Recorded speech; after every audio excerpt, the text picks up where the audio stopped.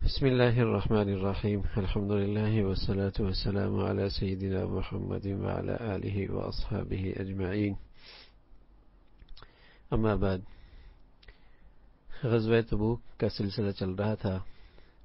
پیارے رسول صلی اللہ علیہ وسلم جب مدینہ واپس تشریف لائے تو سب سے پہلے مسجد میں تشریف لائے اور وہاں 2 رکعت نماز ادا کی. سبحان اللہ, اللہ کے نبی صلی اللہ علیہ وسلم مدینہ تشریف لاتے ہیں تو مسجد بناتے ہیں. کوئی مشکل پیش آتی ہے تو مسجد کی طرف دوڑتے ہیں. سفر سے واپس آتے ہیں تو مسجد تشریف لاتے ہیں. مسلمان کی زندگی اور مسجد یہ دونوں ساتھ ساتھ ہیں. بن مسجد کے مسلمان کی ایمانی زندگی کا تصور کوئی نہیں ہے. بن مسجد کے مسلمان کی مسلمانی کا تصور کوئی نہیں ہے. اللہ کے نبی صلی اللہ علیہ وسلم مسجد تشریف لاتے ہیں اور امام الانبیاء ہیں, سید الکونین ہیں. اللہ کے بعد کوئی ہستی ہے تو محمد الرسول اللہ. دیکھیے تو صحیح نا کہ اللہ کے نبی کی زندگی اور مسجد کیا تعلق ہے. پھر مسجد ہی میں تشریف فرمائے ہوئے لوگ آنے لگے, ملنے لگے. کچھ وہ لوگ بھی آئے جو اس غزوے میں شریک نہیں تھے اور آپ کی خدمت میں حاضر ہو کر قسمیں کھا کر آپ علیہ الصلوۃ والسلام سے معذرت کرنے لگے.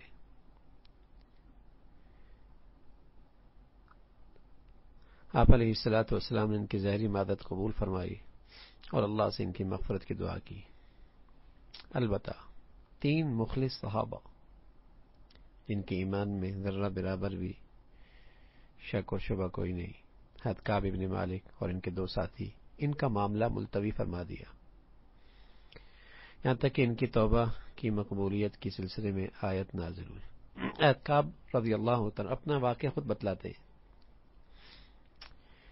بخاری میں روایت ہے, فرمانے لگے میرا واقعہ یہ ہے کہ جس زمانے میں غزوہ تبوک میں شرکت کرنے سے میں قاصر رہا,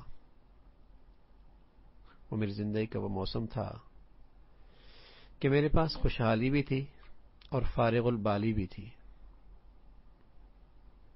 خوشحالی بھی تھی اور فراغت بھی تھی, فرصت بھی تھی. میں روزانہ اس ارادے سے نکلتا کہ ابھی ضروری زمان لے لوں گا, مگر بغیر کچھ لیے واپس آ جاتا. میں اپنے دل میں کہتا ابھی کیا ہے, جب چاہوں گا لے لوں گا. اسی طرح معاملہ ٹلتا رہا یہاں تک کہ لشکر کی روانگی کا وقت قریب آ گیا. رسول اللہ صلی اللہ علیہ وسلم اپنے دیگر مسلمانوں کے ساتھ سفر میں روانہ ہو گئے. اس وقت میری کچھ بھی تیاری نہ ہو سکی. میں تاخیر کرتا رہا. ادھر لشکر تیزی کے ساتھ آگے بڑھتا رہا. معاملہ بہت آگے نکل گیا. میں نے اس کے بعد ارادہ کیا کہ روانہ ہوں, لشکر کو جا لوں, اور کاش کہ میں ایسا کر لیتا, لیکن مجھے توفیق نہیں ہوئی. اس زمانے میں جبکہ مدینہ میں رہا, میرا دل یہ دیکھ کر بہت کڑتا تھا کہ اس موقع پہ مدینہ میں صرف وہی لوگ نظر آ رہے ہیں جو منافق ہیں یا پھر معذور ہیں. وہ شریک نہیں ہوئے, باقی سارے روانہ ہو گئے. جب مجھے معلوم ہوا کہ آپ واپس تشریف لا رہے ہیں تو میں فکر مند ہو گیا اور جھوٹ کا خیال دل میں لانے لگا. میں کہنے لگا کل آپ کی ناراضگی کس طرح سے بچوں گا. سوچ کے ایک بے چینی ہو رہی تھی کہ آپ کی ناراضی کہ میں کیسے بچوں گا. اس سلسلے میں میں نے اپنے گھر کے ہر صاحب رائے سے مشورہ کیا, مگر جب مجھے معلوم ہوا کہ رسول اللہ صلی اللہ علیہ وسلم تشریف لا چکے ہیں تو جھوٹ بولنے کا خیال میرے دل سے نکل گیا. میں نے سچ بولنے کا تہیہ کر لیا. کچھ بھی ہو جائے جھوٹ نہیں بولوں گا اور سچائی سے کام لوں گا. میں حضور علیہ الصلوۃ والسلام کی خدمت میں حاضر ہوا, سلام عرض کیا. آپ علیہ الصلوۃ والسلام مجھے دیکھ کر خفگی کے انداز میں مسکرائے اور فرمایا آؤ. میں آگے بڑھا, پیارے رسول صلی اللہ علیہ وسلم کے سامنے بیٹھ گیا. آپ نے فرمایا تم کیوں پیچھے رہ گئے تھے, کیا تم نے سفر کے لیے سواری نہیں خریدی تھی؟ میں نے عرض کیا جی ہاں, اللہ کی قسم اگر میں آپ کے علاوہ کسی اور کے سامنے حاضر ہوتا تو ضرور کوئی نہ کوئی عذر بنا کر ناراضگی سے بچ سکتا تھا. باتیں بنانا مجھے خوب آتی تھی, لیکن اللہ کی قسم مجھے اچھی طرح معلوم ہے اگر میں اس وقت جھوٹا عذر پیش کر کے آپ کو راضی بھی کر لوں تو اللہ ضرور آپ کو مجھ سے ناراض کر دے گا، یعنی اللہ آپ کو بتا دیں گے۔ البتہ اگر سچ کہوں تو چاہے آپ ناراض ہی کیوں نہ ہو، مجھے امید ہے کہ اللہ میری معافی کی کوئی نہ کوئی صورت پیدا فرما دیں گے۔ واقعی ہے کہ مجھے کوئی عذر نہ تھا، اللہ کی قسم۔ جس وقت میں پیچھے رہ گیا تھا میں صحت مند بھی تھا، خوشحال بھی تھا، فارغ البال بھی تھا۔ اس پر آپ علیہ الصلوۃ والسلام نے فرمایا یہ شخص سچ کہہ رہا ہے، اچھا اٹھ جاؤ، انتظار کرو یہاں تک کہ اللہ تمہارے معاملے میں کوئی فیصلہ فرما دے۔ میں اٹھ گیا اور میں اپنے قبیلے بنو سلمہ کے لوگوں کو جب یہ بات معلوم ہوئی تو میرے پیچھے پڑ گئے کہ دوسرے لوگوں نے عذر پیش کیا، تم نے ایسا کیوں نہیں کیا، مجھے ملامت کرنے لگے۔ تو ان لوگوں نے دریافت کیا کہ کیا میرا ہی جیسا سلوک اور لوگوں کے ساتھ بھی ہوا ہے؟ انہوں نے بتایا ہاں، 2 لوگ ایسے ہیں، ان سے بھی اللہ کے نبی صلی اللہ علیہ وسلم نے وہی بات کہی جو تم سے کہی ہے کہ جاؤ انتظار کرتے ہیں تمہارے معاملے میں، اللہ تمہارے بارے میں کیا فیصلہ کرتا ہے۔ میں نے پوچھا وہ کون ہے؟ بتایا کہ مرارہ ابن ربیع ہیں، ہلال ابن امیہ ہیں، یہ دونوں نیک آدمی تھے اور دونوں نے غزوہ بدر میں شرکت کی تھی۔ تو میں نے کہا ٹھیک ہے، ان کا اسوہ اختیار کیا جا سکتا ہے، یہ نیک لوگ ہیں، خالص مومن ہیں، خالص ایمان والے ہیں۔ پیارے رسول صلی اللہ علیہ وسلم نے تمام مسلمانوں کو ہم 3 آدمیوں سے بات چیت کرنے سے منع کر دی۔ ہمارا بائیکاٹ ہو گیا، لوگ ہم سے کترانے لگے اور ہمارے بارے میں ان کا رویہ بالکل بدل گیا۔ ایسا معلوم ہوتا تھا کہ سرزمین ہی بالکل بدل گئی، دنیا ہی ہمارے لیے بدل گئی، یہاں ہم اجنبی ہو گئے۔ 50 راتیں اس حال میں گزر گئی۔ میرے دونوں ساتھی تو گھر بیٹھے رہے اور رو رو کر اپنا وقت گزار رہے تھے، اپنا وقت کاٹ رہے تھے۔ میں نوجوان تھا، صحت مند تھا، باہر نکلتا، جماعت کے ساتھ نماز پڑھتا، بازاروں میں چلتا پھرتا، مگر کوئی مجھ سے بات نہ کرتا تھا۔ نماز کے بعد آپ علیہ الصلوۃ والسلام مجلس میں تشریف فرما ہوتے، میں آپ کی خدمت میں حاضر ہوتا، سلام کرتا، پھر سوچتا جواب میں آپ کے ہونٹ ہلے ہیں یا نہیں۔ پھر میں آپ علیہ الصلوۃ والسلام کے قریب ہی نماز پڑھتا، دوران نماز نظریں چرا کر آپ کو دیکھتا کہ آپ علیہ الصلوۃ والسلام کی نگاہیں مجھ پر کیسے پڑتی۔ جب تک میں نماز میں محو ہوتا تو آپ میری طرف دیکھتے رہتے اور جو ہی میری توجہ آپ کی طرف ہوتی تو آپ نگاہیں پھیر لیتے۔ انہی دنوں میں ایک روز میں بازار میں گزر رہا تھا کہ شام کے نبتیوں میں سے ایک شخص جو غلہ بیچنے مدینہ آتا تھا وہ پکار پکار کے کہہ رہا تھا کوئی مجھے کعب ابن مالک سے ملاقات کرا دے، پتہ بتا دے۔ لوگ میری طرف اشارہ کرنے لگے، میرے پاس آ کر اس نے مجھے شاہ غسان بادشاہ تھا اس کا خط دیا جس میں لکھا تھا کہ مجھے معلوم ہے کہ تمہارے صاحب نے تمہارے ساتھ زیادتی کا معاملہ کیا ہے، جفا کا معاملہ کیا ہے، تم کوئی ذلیل آدمی تو نہیں ہو، نہ اس لائق ہو کہ تمہیں ضائع کر دیا جائے، تم ہمارے پاس آ جاؤ، ہم تمہارے ساتھ اچھا معاملہ کریں گے۔ خط پڑھ کر میں نے کہا یہ ایک اور بلا نازل ہوئی، یہ ایک اور بڑی آزمائش۔ میں ایک تنور کے پاس گیا اور اس خط کو اس میں جھونک دیا۔ کافر کو کیا ہمت کہ مجھے اپنی حمایت کی یقین دہانی دلا رہا ہے۔ 40 دن اسی حالت میں گزر گئے۔ ایک دن رسول اللہ صلی اللہ علیہ وسلم کا ایک قاصد میرے پاس آیا اور اس نے کہا اللہ کے رسول نے حکم دیا کہ اپنی بیوی سے بھی الگ ہو جاؤ۔ میں نے کہا کیا طلاق دے دو؟ جواب ملا نہیں، بس الگ ہو جاؤ۔ یہی حکم آپ علیہ الصلوۃ والسلام نے بقیہ 2 ساتھیوں کو بھی دیا۔ میں نے اپنی بیوی سے کہہ دیا تم اپنے میکے چلی جاؤ یہاں تک کہ اللہ تعالیٰ کوئی معاملہ میرے معاملے کے بارے میں کوئی فیصلہ فرما دے۔ اس حالت میں 10 راتیں گزر گئی اور ہمارا بائیکاٹ کا یہ سلسلہ 50 راتوں تک مکمل ہو گیا۔ 50ویں دن صبح کی نماز کے بعد میں اپنے مکان کی چھت پر بیٹھا ہوا تھا۔ میری حالت ویسی تھی جس کا نقشہ قرآن نے کھینچا ہے اور میں اپنی جان سے بیزار تھا۔ زمین اپنی کشادگی کے باوجود میرے اوپر تنگ ہو گئی تھی۔ یکایک میں نے ایک شخص کی آواز سنی جو جبل سلب پر چڑھ کر زور سے پکار رہا تھا مبارک ہو کعب ابن مالک۔ یہ سنتی سجدے میں گر پڑا اور میں نے جان لیا کہ میری اس معافی کا حکم آ گیا ہے۔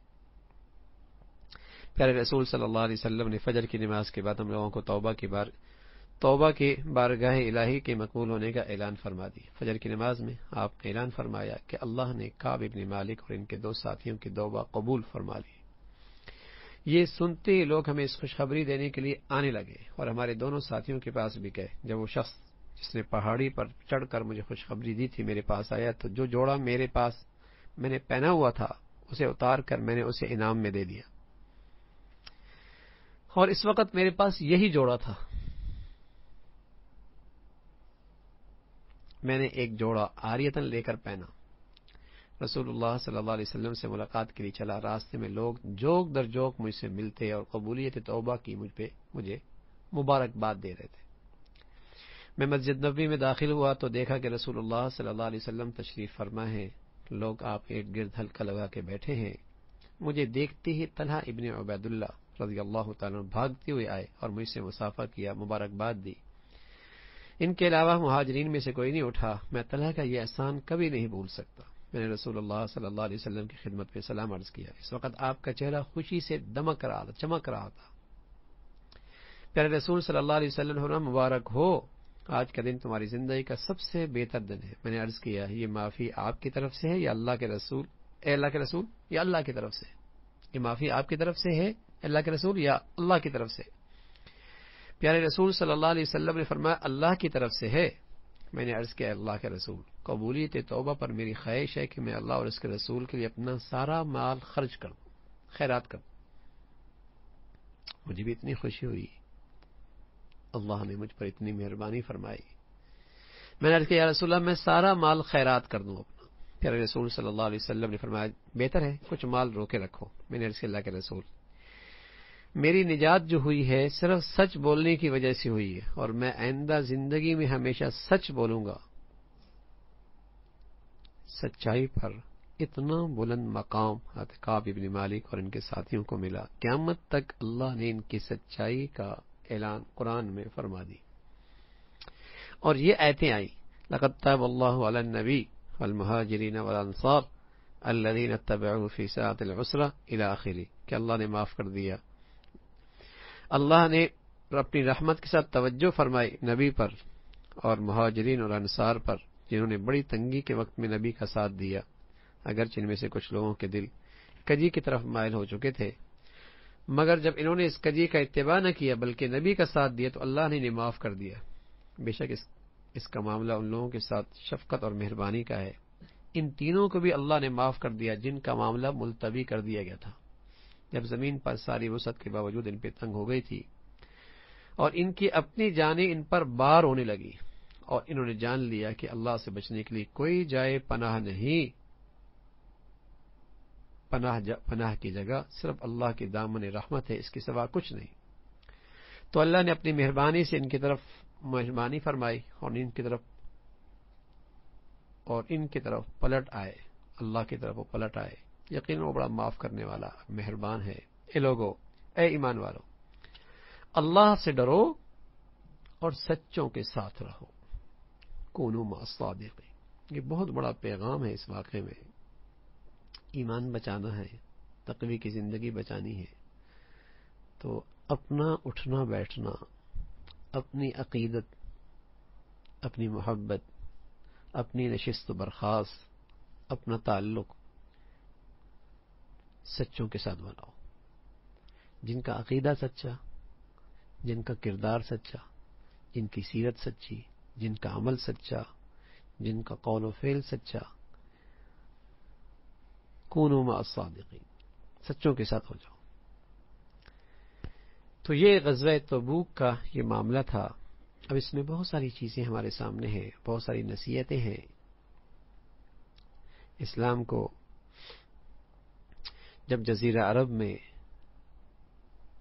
اسلام پھیلنے لگا اور اسلام کا اقتدار دلوں پر بھی جسموں پر بھی قائم ہونے لگا، تو روم کے نصارہ دور بیٹھے ہوئے تھے، لیکن انہیں خوف زدہ ہو رہے تھے، انہیں تشویش لائق ہو رہی تھی کہ جو جزیرہ عرب میں جو کچھ ہو رہا ہے، اس سے ہمارا ملک، ہماری سرحدیں بھی محفوظ نہیں رہیں گی۔ تو رومیوں نے جو نصرانیت عیسائیت قبول کی تھی،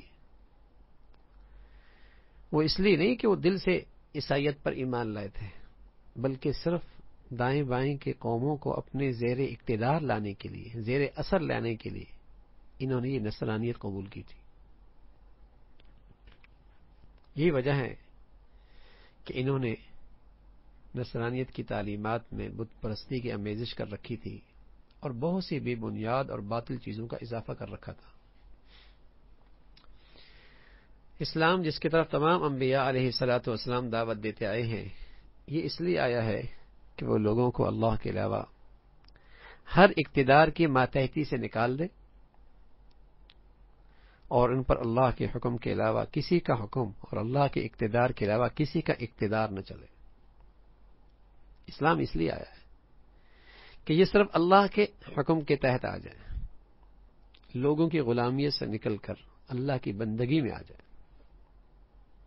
اسلام دنیا میں اس لیے آیا، اور ان پر اگر اقتدار، اگر کسی کو غلبہ ہے تو وہ اللہ کو اور اللہ کے حکم کو حاصل ہے۔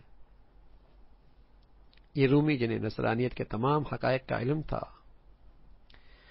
وہ اسلام کے اس آخری پیغام کی اہمیت سے بھی خوب واقف تھے اور انہیں اچھی طرح معلوم تھا، اور اس کی تہ میں وہ بات جانتے تھے کہ اس کا نتیجہ آئندہ کیا ہونے والا ہے۔ اسلام کو جب اقتدار مل رہا ہے اور غلبہ ہو رہا ہے اور پھولتا پھلتا جا رہا ہے، تو آگے اس کا نتیجہ کیا ہونے والا ہے وہ خوب جانتے تھے۔ اس لیے انہوں نے ایک بڑی فوج اکٹھی کی اور مکہ کی فتح اور جزیرہ عرب پر اسلام کے غلبے کی خبر نے انہیں پریشان کیا، تو انہوں نے ایک بہت بڑی فوج شام اور حجاز کے درمیان اکٹھی کر لی کہ شاید وہ اس طرح اس دین کی پیش رفت کو اس میں کوئی رکاوٹ ڈال سکے اور اس کا راستہ روک سکے۔ رومیوں کی اس تیاری کا تقاضا یہ تھا کہ مسلمان بھی ان کی مسلمانوں کے ساتھ زبردست جھڑپ ہو، لیکن اللہ کی حکمت یہ ہوئی کہ اس غزوے میں مسلمانوں کا کوئی جانی نقصان نہیں ہوا، بلکہ صرف مدینہ سے تبوک جاتے ہوئے ایک طویل سفر، تھکا دینے والی مسافت، اور پھر وہاں سے واپسی پہ آنے والی شدید جسمانی تکلیفیں، بس یہ برداشت کرنے پڑیں، اور اللہ رب العزت نے ان تھکاوٹوں پر اور ان مشقتوں پر بھی مسلمانوں کی فتح کا فیصلہ فرما دیا۔ اس پر مشقت غزوے میں شریک ہونے والوں نے اپنا مال خرچ کیا، پریشانیاں اٹھائی، عیش و آرام کے بہترین اوقات اپنا یہ اللہ کی نظر کر دیا، سخت تکلیفیں اٹھائیں۔ انہوں نے اللہ پر ایمان اور اس سے سچی محبت کا ثبوت پیش کیا، تو پھر اللہ نے ان کی مدد اور نصرت بھی خوب فرمائی، اور اللہ رب العزت نے انہیں فتح عطا فرمائی۔ اس تبوک کے میدان میں موقع پہ مسلمانوں نے مالی جہاد کا بھی خوب مظاہرہ کیا۔ دشمنان اسلام کے خلاف جہاد صرف جنگ سے نکلنے سے جنگ ہی کی صورت میں نہیں ہوتی، بلکہ کسی موقع پہ جہاد بالسیف کے ساتھ انفاق اور مالی قربانی کی بھی بڑی ضرورت ہوتی ہے۔ چنانچہ اس موقع پر عثمان رضی اللہ تعالیٰ عنہ نے 300 اونٹ کجاوے کے ساتھ اور 200 اوقیے چاندی کے اللہ کے نبی صلی اللہ علیہ وسلم کی خدمت میں پیش کیے، اور آپ علیہ الصلوۃ والسلام نے فرمایا، عثمان جو کچھ بھی تم کرو گے انہیں کوئی نقصان نہیں ہوگا، تمہیں کوئی نقصان نہیں ہوگا۔ اس سے عثمان کی فضیلت کا پتہ لگتا ہے، اور یہی نہیں بلکہ اس جملے میں ان لوگوں کے لیے بڑی زجر ہے، تنبیہ ہے جو عثمان کے زمانہ خلافت میں ان کی سیاست پہ تنقید کرتے ہیں اور اپنا دل سیاہ کرتے ہیں، زبانیں گندی کرتے ہیں، اپنی تحریریں سیاہ کرتے ہیں۔ حضرت عثمان کی شان میں گستاخی بیگانے تو کرتے کچھ اپنے نادانوں نے بھی اپنی کتابوں میں ایسی اول فول کہہ رکھا ہے کہ بڑی محرومی اور بدنصیبی ہے۔ صحابہ رضوان اللہ علیہم اجمعین، جن کے بارے میں مسلمانوں کا عقیدہ ہے کہ انبیاء علیہ الصلوۃ والسلام کے بعد اگر کوئی ہستی ہیں تو وہ حضرات صحابہ ہیں، اور سارے کے سارے عادل ہیں، اللہ کے مقبول بندے ہیں، ان کے لیے اللہ نے رضا کا انہیں خوشخبری سنائی ہے، یہ اپنے ایمان میں، اپنے عمل میں، کردار میں سچے ہیں۔ تو حضرت عثمان کا تو بڑا مرتبہ ہے۔ اللہ کے نبی صلی اللہ علیہ وسلم نے ایک بیٹی دی اور پھر دوسری بیٹی دی، اور فرمایا دوسری کا بھی انتقال ہوا اور فرمایا عثمان میری 40 بیٹیاں ہوتی، یک کے بعد دیگرے انتقال ہوتا چلا جاتا، سب میں تیرے نکاح میں دیتا چلا جاتا۔ تو اس موقع پہ جو اللہ کے نبی صلی اللہ علیہ وسلم نے یہ فرمایا کہ عثمان جو کچھ بھی کرے انہیں کچھ نقصان نہیں ہوگا، تو ایسے لوگوں کے لیے بڑی تنبیہ ہے جو آپ کے زمانہ خلافت کے بارے میں تنقید کرتے ہیں اور اپنی زبانیں گندی کرتے ہیں، اور یہ اپنا آخرت خراب کرتے ہیں۔ یہ لوگ جو پارسائی کے بلند برجوں پہ رہتے ہیں، اپنے آپ کو پارسائی کے بلند مقام پہ رکھ کر حضرت عثمان اور ان کی سیاست پر حکم لگائیں، تو یہ ان کے اندرونی مرض کی نشاندہی ہوتی ہے کہ ان کا اندر خراب ہے، کہ ایسی پاکیزہ ہستیوں پر ان کے زبانوں سے تان اور تشنیع اور گستاخی اور بے ادبی کے کلمات نکلتے ہیں۔ حضرت عثمان رضی اللہ عنہ اپنے زمانہ خلافت میں کچھ بھی کیا، لیکن جو شخص ان کے بارے میں رسول اللہ صلی اللہ علیہ وسلم کا یہ ارشاد سنے کہ آج کے بعد عثمان جو کچھ کرے انہیں کچھ نقصان نہ پہنچے گا، اس کے بعد بھی وہ ان پر تنقید کرے اور ان کی سیاست کو غلط قرار دے، تو اس نے اس کا کیا ادب ملحوظ رکھا؟ اللہ کے نبی صلی اللہ علیہ وسلم کے اس فرمان کا اس نے کیا ادب ملحوظ رکھا؟ اور اس کی نظر میں اللہ کے نبی صلی اللہ علیہ وسلم کی اس ارشاد کی کیا اہمیت رہی؟ تو حضرت عثمان نے رضی اللہ تعالیٰ عنہ نے اس موقع پہ بہت بڑا جہاد بالمال کیا اور بہت کچھ مجاہدین کے لیے پیش کیا۔ اسی طرح اس واقعے کے اندر ہمارے سامنے یہ پیش بھی نظر آتی ہے، یہ چیز بھی نظر آتی ہے کہ منافقین کا مزاج ہے کہ وہ ہمیشہ اسلام اور اہل دین کے خلاف سازشوں میں رہتے ہیں۔ اللہ کے کلام نے اس غزوہ تبوک کو بڑی اہمیت دی ہے، بلکہ اتنی اہمیت کسی غزوے کو نہیں دی۔ سورۃ توبہ میں اس کے بارے میں بہت ساری آیات ہیں، بلکہ بہت سے صفحات ہیں، اور بہت ساری آیات اس میں اللہ کے راہ میں جان و مال کے ذریعے جہاد کی اہمیت بیان کی گئی اور واضح کیا گیا کہ یہی مسلمان کے اسلام کی صداقت کی واحد دلیل اور مومنین اور منافقین کے درمیان بنیادی فرق ہے۔ اس لیے مسلمانوں پہ لازم ہے کہ اگر وہ واقعی مسلمان ہے تو پھر اللہ کی راہ میں جو تکلیفیں اور پریشانیاں آتی ہیں انہیں ہیج سمجھے، اس راہ کی اسے تحفہ سمجھے، اللہ کی راہ کے یہ تحائف سمجھے۔ اسی طرح ان آیات میں منافقین کے بارے میں تفصیل سے ذکر موجود ہے کہ یہ سازشی ہیں، یہ ہمیشہ مسلمانوں کو پیٹھ کے پیچھے سے چھرا گھونپتے ہیں، اسلام اور مسلمانوں کے خلاف ہمیشہ پروپیگنڈا کرنے میں آگے ہوتے ہیں۔ تو اس سے مقصود یہ ہے کہ ہر زمانے کے مسلمانوں پر نفاق اور اہل نفاق کی خطرناکی صاف ہو جائے، ہر ہمیشہ مسلمانوں کو پتہ چل جائے کہ یہ طبقہ، یہ گروہ کتنا خطرناک ہے، اور یہ مجاہدہ اور اللہ کے راہ میں یہ قربانی یہ مومن اور منافق کے درمیان فرق کرنے والا ایک تھرمامیٹر ہے، ایک کسوٹی ہے۔ تو اس موقع پہ کئی ساری آیتیں سورۃ توبہ کے اندر اس غزوے کے متعلق ہیں۔ پھر رسول اللہ صلی اللہ علیہ وسلم اس غزوے میں حجر کی وادی کے پاس سے گزرے اور تیز رفتاری کے ساتھ گزرے، تو اسی بات معلوم ہوئی کہ قوموں کے تباہ شدہ علاقوں سے جب گزرنے کا وقت مسلمانوں کو آئے تیزی کے ساتھ گزرے اور اللہ سے پناہ مانگے کہ اے اللہ ہمیں اس قسم کے عذاب سے ہمیشہ محفوظ فرما۔ رسول اللہ صلی اللہ علیہ وسلم کا اسوہ ہمیں یہی بتاتا ہے۔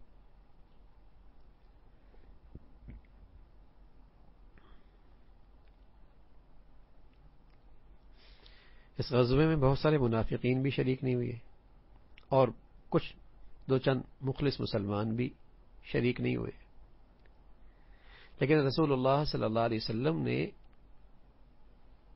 منافقین اور سچے ایمان والوں کے ساتھ معاملہ جو کیا وہ معاملہ الگ الگ کیا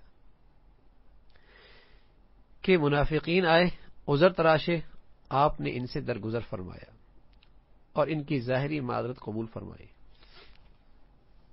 اور ان کا دل کا معاملہ اللہ کے حوالے کر دیا۔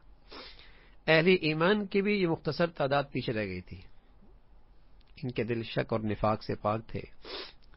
انہوں نے آئے حضور علیہ الصلوۃ والسلام کی خدمت میں، نہ عذر تراشا نہ جھوٹ بولا، بلکہ اپنی کوتاہی کا اعتراف کیا، عفو اور درگزر کے طالب ہوئے۔ اس کے باوجود آپ علیہ الصلوۃ والسلام نے انہیں معاف نہیں کیا بلکہ سزا دی، اور سزا بھی کتنی سخت۔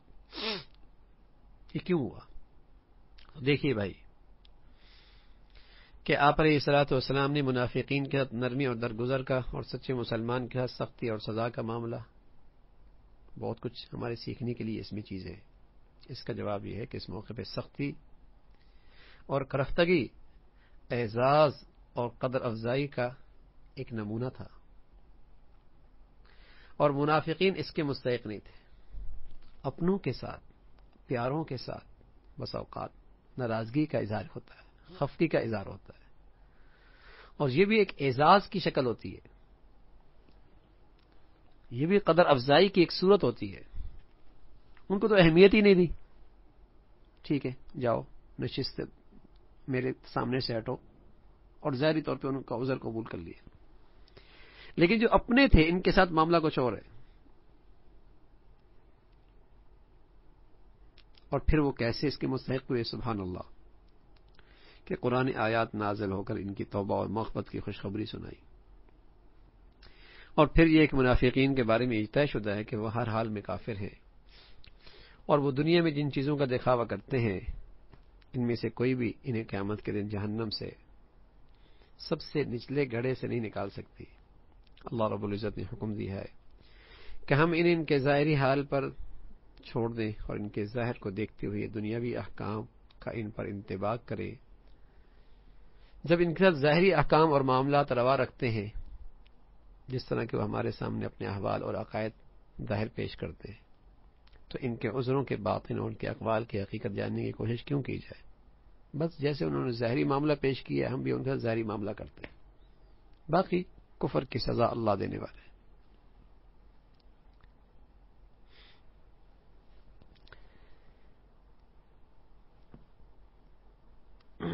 اسی طرح اللہ رب العزت بھی سبحان اللہ، جب بندہ مومن کوئی کوتاہی کرتا ہے نا، اور اللہ کا کوئی پیارا اس سے کوئی لغزش ہوتی ہے، تو اللہ کی طرف سے بھی اس کی سرزنش فوراً ہوتی ہے، فوراً ہوتی ہے، تاکہ وہ بیدار ہو جائے، ہوشیار ہو جائے۔ اور جس سے اللہ ناراض ہوتے ہیں اسے اللہ ڈھیل دے دیتے ہیں، اور ایک ہی مرتبہ پکڑتے ہیں۔ پھر یہ بات بڑی سمجھنے کی ہے۔ ایک شخص آیا حضور علیہ الصلوۃ والسلام کی خدمت میں، اور اس کی پیشانی سے خون آ رہا تھا۔ کہ یا رسول اللہ، میری نظر ایک عورت پہ جم گئی، اور اسی حال میں چلتا رہا، آگے دیوار تھی، ٹکر لگ گئی، خون آ رہا ہے۔ آپ نے فرمایا اذا اراد اللہ بعبد خیرا عجل له العقوبہ، جب اللہ کسی بندے کی بھلائی چاہتا ہے تو اس کو جلدی سرزنش فرماتے ہیں، جلدی تنبیہ فرماتے ہیں، جلدی سزا ملتی ہے، تاکہ یہ بیدار ہو جائے۔ ایک دور تھا مسلمان بیدار بھی ہوتا تھا کہ کوئی غلط کام کرتا، کوئی غلط بولتا، کسی کو تکلیف دیتا، اور پھر اس کا ری ایکشن زندگی میں دیکھتا تو فوراً اسے خیال ہوتا، اچھا آج میں نے وہ کیا نا، اس کا نتیجہ میں نے دیکھ لیا، آج میں نے غلط بیانی سے کام لیا نا، اس کا نتیجہ میں نے آج دیکھ لیا ہے۔ تو پہلے تو مسلمانوں کو فوراً اس کا احساس بھی ہوتا تھا۔ تو اللہ کا بھی اپنے پیاروں کے ساتھ یہ معاملہ ہے کہ سرزنش جلدی فرماتے ہیں۔ اور رہا وہ شخص جو اللہ کی نگاہ سے گر جائے اور اس کے نزدیک اللہ کے ہاں اس کی کوئی وقت نہ ہو، وہ گناہوں کے لیے اسے کھلی چھوٹ دے دیتا اللہ میاں۔ اور جب وہ کوئی گناہ کرتا ہے، اس پر اسے سزا دینے کے بجائے بس اوقات انعام دیتا ہے، انعام دیتا ہے، گناہ کرتا ہے اسے انعام ملتا ہے۔ فلما نسوا ما ذکروا به فتحنا علیہم ابواب کل شیء، نافرمانی کر رہا ہے اور نعمتوں کے دروازے کھل رہے ہیں۔ تو یہ اللہ کا بھی معاملہ ہے۔ اگر یہ بات سمجھ میں آئے تو بس اوقات دیندار آدمی پر تکلیفیں آتی ہیں تو بہت پریشان ہوتا ہے، نیک بھی ہے اور تکلیف آ رہی ہے۔ تو اس حقیقت کو آپ اگر سامنے رکھے گا اور سمجھے گا کہ یہ بھی اللہ کا ایک پیار کا انداز ہے، کسی چیز کے معاملے میں مجھے بیدار کرنا چاہتے ہیں، مجھے جگانا چاہتے ہیں، مجھے خبردار کرنا چاہتے ہیں۔ اللہ رب العزت ہمیں اس کی توفیق نصیب فرما دے۔ پھر کعب رضی اللہ تعالیٰ کی آزمائش، ایک بڑی آزمائش وہ ہم نے دیکھی، لیکن اس بڑی آزمائش میں نہ ان کے دل سے اللہ کی محبت میں کمی ہوئی، نہ اللہ کے رسول کی محبت میں کمی آئی، نہ اللہ کی محبت میں کمی آئی، نہ رسول اللہ صلی اللہ علیہ وسلم سے محبت میں کمی آئی۔ سبحان اللہ۔ محبت جب سچی ہو نا، تو اگر محبوب کی طرف سے کچھ خفگی کا اظہار ہو اور کچھ سزا بھی ہو تو سچی محبت بڑھتی ہے، کم نہیں ہوتی۔ اور جہاں محبت مصنوعی ہوتی ہے وہاں فوراً شکوے شروع ہو جاتے ہیں، یار میرے ساتھ انہوں نے ایسا کیا ہے، میرے ساتھ توجہ نہیں دی، مجھے بلایا نہیں، مجھے بٹھایا نہیں، میرا خیال نہیں رکھا۔ یہ محبت میں کھوٹا ہے، یہ مصنوعی محبت ہے۔ اور جب محبت سچی ہوتی ہے اور سامنے والے کی عقیدت ہوتی ہے اور محبت ہوتی ہے، سبحان اللہ، پھر وہ سمجھتا ہے کہ یہ میری کوئی تربیت ہوگی، اس سے میرا کوئی بھلا ہوگا، اس میں کوئی میرے لیے حکمت ہوگی، اس سے میری کوئی ترقی ہوگی۔ تو محبت میں کمی نہیں ہوتی، اضافہ ہوتا ہے۔ اس لیے کہ جب محبت اور عقیدت سچی ہوتی ہے تو بدگمانی جگہ نہیں لیتی دل میں، حسن ظن جگہ لیتی ہے۔ اللہ سے بھی حسن ظن ہوتا ہے، اور دنیا میں کسی سے محبت اور عقیدت اللہ کے لیے تو اس سے بھی حسن ظن میں اضافہ ہوتا ہے۔ لیکن جب یہ محبت میں کمی ہوتی ہے، عقیدت نہیں ہوتی، تو بندے تو اللہ سے بھی بدگمان ہو جاتے۔ تو اللہ کے بندوں سے بدگمانی تو اور آگے کی بات، بدگمانی بدگمانی۔ سبحان اللہ، یہ مخلص لوگ تھے، عقیدت اور محبت میں سچے تھے، ان کے ہاں نفاق اور ملاوٹ نہیں تھی۔ تو 50 دن گزرے، نہ محبت میں کمی، نہ تعلق میں کمی، نہ عقیدت میں کمی، اور پھر اللہ نے اعزاز دیا اور خوب دیا۔ قید کعب اور ان کے ساتھیوں کو اللہ رب العزت نے پروانہ دیا توبہ کی قبولیت کا، اور پھر آپ نے اس موقع پہ نظر فوراً جو ہے وہ اس کا اللہ کا شکر ادا کیا، اور اپنی خواہش کا اظہار رسول اللہ صلی اللہ علیہ وسلم کی خدمت میں کیا کہ یا رسول اللہ، میرا جی چاہتا ہے کہ میں سارا مال خیرات کر دوں۔ تو آپ علیہ الصلوۃ والسلام نے جواب دیا، بہتر ہے کچھ مال رو کے رکھو، کیونکہ یہ نظر نہیں مانی تھی، بلکہ اس وقت بطور شکر کے اور اللہ کے اس انعام پہ صدقہ خیرات کرنا چاہتے تھے۔ تو اس لیے آپ علیہ الصلوۃ والسلام نے فرمایا کہ ایسا کرو کہ کچھ رکھ لو، کچھ صدقہ کر دو۔